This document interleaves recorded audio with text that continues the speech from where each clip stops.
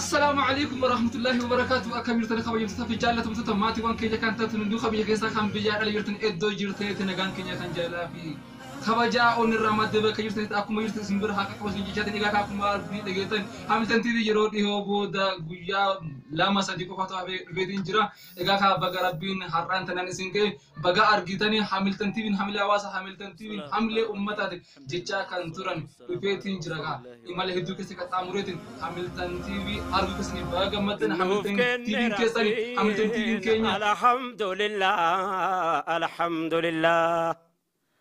بسم الله الرحمن الرحيم. الحمد لله والصلاة والسلام على رسول الله وعلى آله وصحبه ومن والاه.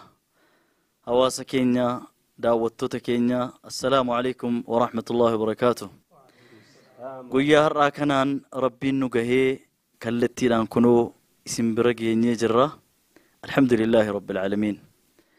برد إرا ملتني تي في متى كيسني كان اسم فكاتو أمانتا كيسن سينا كيسن آدا كيسن كان بداف كموجي كان باف دها كان چلن كسو أرغچو داف برد إرا ملتني بك همل لسنة كنو كيني بقى هملتن تي في سيني كبني رفاجر يروباي يوم نفتو التني بك جرتنو حويدان كالتي يدودان نغافتو أما يو ربي براتاتي قويا قبابا كيستي يوم قويان سن يوجتن جمعة أسديمو كان رفاجر يو ربي براتاتي جمعة أسديمو كن رجب قويا كرشن بركومة توقف دبا أفريف أفرتما أكل كوف سهجراتي تشودا أكسوما سمو مقابيتي كرسدي أكل كوف سجا بيه كانت لكوف سابشاتي برا كوملا ما في كرتوكو أكل كوف سا afaan keenyaatti immoo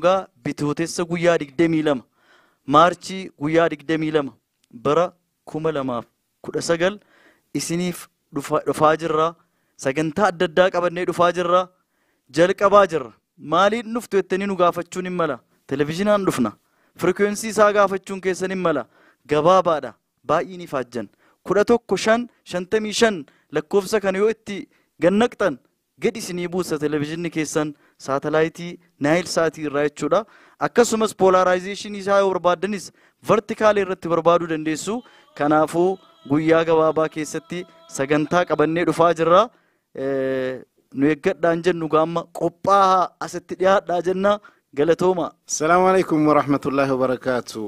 Waggaa 1447 dura islaamni biyya keenya baatii dhuma rajabaa kana keessa seene.